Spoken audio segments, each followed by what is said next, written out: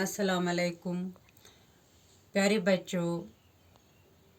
आज का हमारा टॉपिक है good habits. Class second, subject EVS। Topic good habit. Good habits help us to stay healthy. युस हसा असल आदत छ सो हसा छ अस थावान सेहतमंद। असल आदत छ अस थावान सेहतमंद। रोजान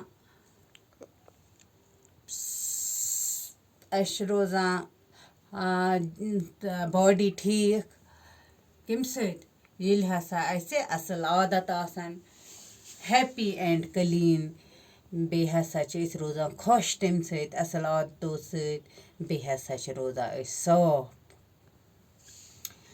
We should keep our home clean. अस हसा पज पन घर साफ थावन। यह अक असल आदत घर साफ थावन। And follow good habits at home. बे हसा पज अस घरन मन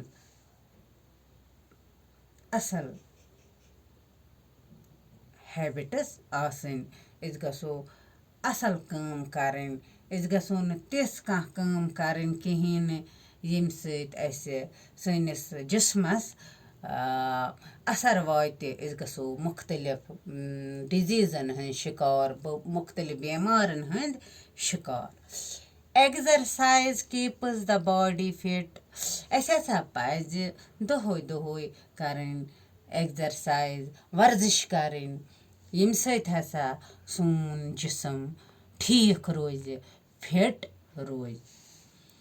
do some exercise in the open every day. दोहोय ऐसो सा करा काम, वर्जिश ऐसो सा करा कत खुल मैदानस मन। यम सत हसा रोजो तुहुंद जिस्म ठीक, बेमारियों निश बच तुहुंद जिस्म। Breathe through the nose not through the mouth. अस हसा छुन शाह हेन, अस हसा छु शाह हेन नस्त किन बनिस्बत अस किन। यानी कि अस अस किन शाह हेन कहीं, अस हसा छु नस्त किन शाह हेन। इत पट ऑलवेज सिट स्ट्रेट। बे हसा अजो रोजान हमेशा सोद गज बिहुन। Do not bend while reading. पर्न विज हसा गस न पनुन पान बेंड करन कि होल करन कहीं। और राइटिंग या बे लेखन विज स्टैंड एंड वॉक स्ट्रेट। बे हसा अजो करा काम ये हसा खड़ा आसान या पका तेल हसा अजो पका सोद पट, होल न कहीं, झुकित न कहीं।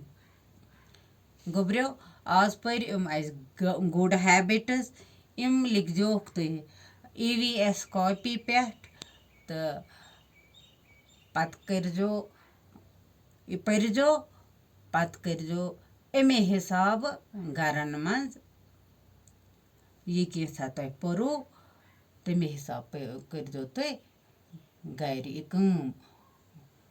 तो खुदा हाफिज।